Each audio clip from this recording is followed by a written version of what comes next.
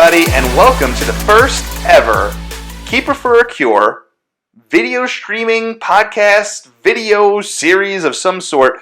This is it. This is the starting grounds of everything for Keeper for a Cure, and we're really excited about this. Now, I am semi-hosting this, and this is to be the last time you ever see me on one of these shows. This is all about Brady. And this show, Brady wanted to do to get the kickstart of what this whole thing is going to be about. Keeper for a Cure is just around the corner in October, and Brady's going to explain that a little bit, but he's also explaining about a big announcement he has that he's really excited about that's coming really soon. But before we get to that, let's get right down to the beginning of everything. Brady, how long have you been playing soccer for?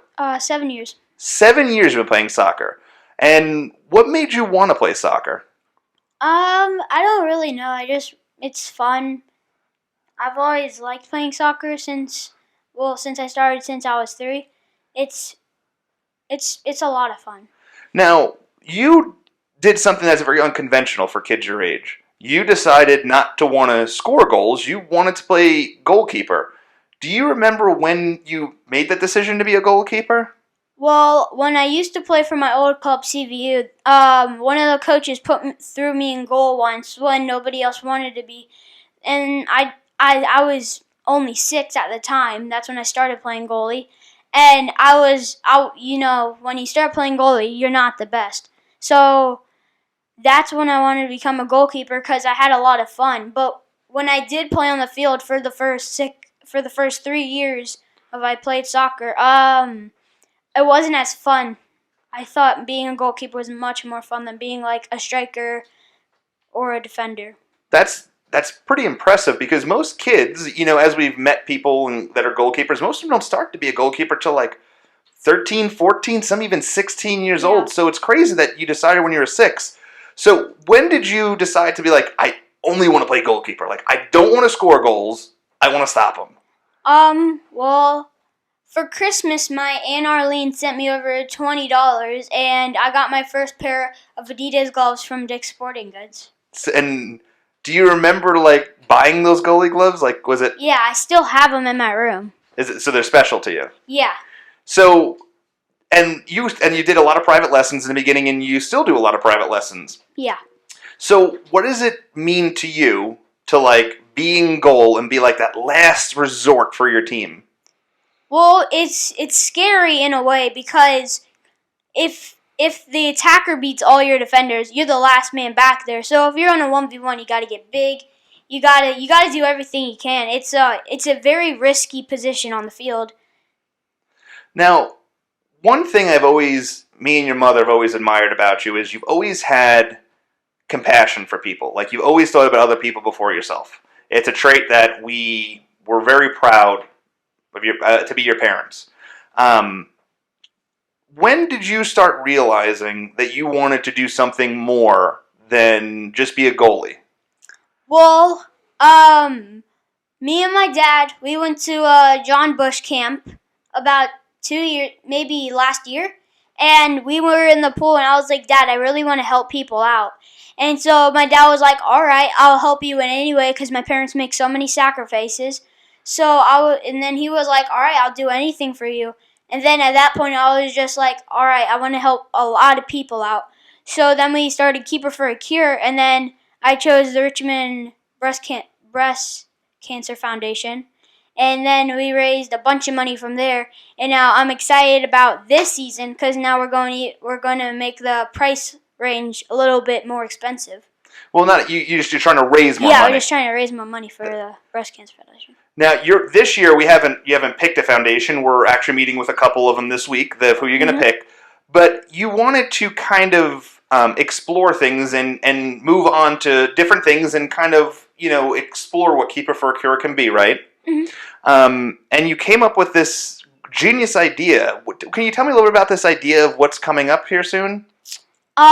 So soon, me and my dad emailed every women professional MLS soccer player and every men MLS soccer player, and we're going to see if we can do like what my dad does. We're going to interview different goalkeepers, and we're going to hope that encourages more people to donate and stuff.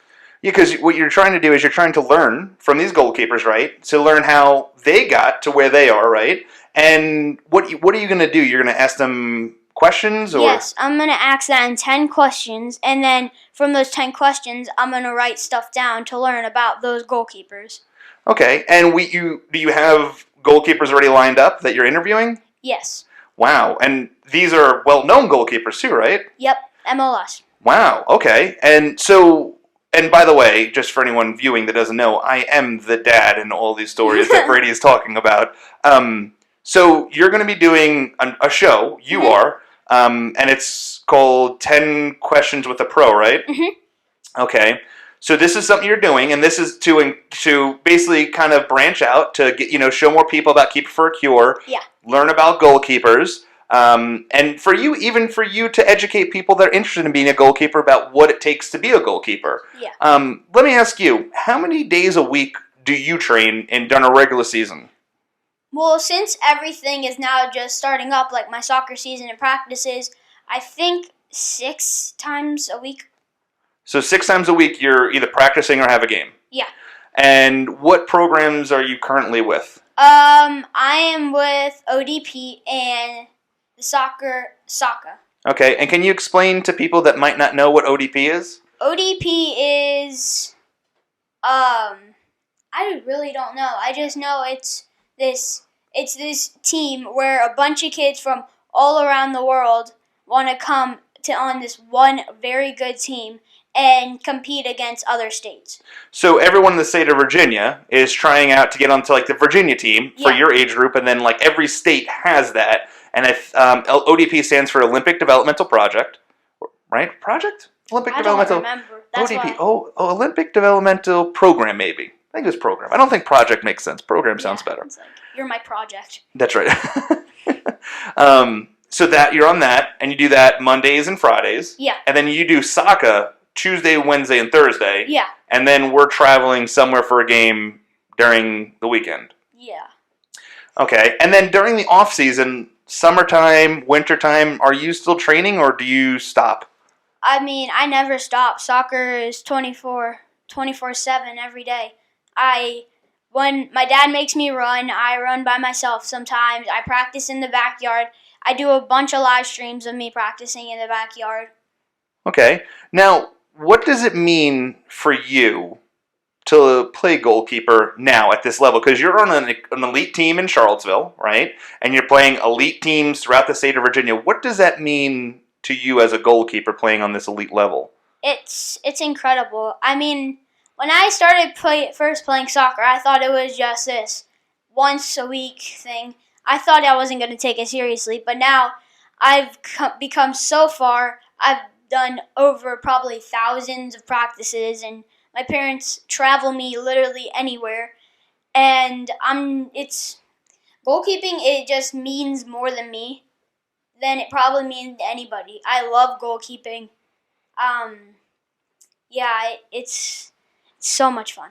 That's good. That's good. So what is the end goal for you? What do you want to do with, let's talk with goalkeeping. What is your dream as a goalkeeper? I want to be on a professional team, and then once I retire from playing, I want to become a coach. Oh, you want to be a coach? Okay. Yeah. And I would, watching you play, I would think that you'd be a great coach because you are one of the loudest kids on the field, and you kind of tell everyone where to go. Now, let me ask you this. Keeper for a Cure, last year you raised $1,300. This year's goal is $1,500. What's the goal for Keeper for a Cure for the future? What do you want to see Keeper for a Cure turn into? I want Keeper for a Cure to turn into something that helps so many people out, and I want it to be everybody knows about it. So there'll be this kid talking about, oh, Brady Krizowitz is doing Keeper for a Cure again. I wanna donate to him and help him out. Gotcha. Why is it breast cancer that we're in October that you're raising the money for?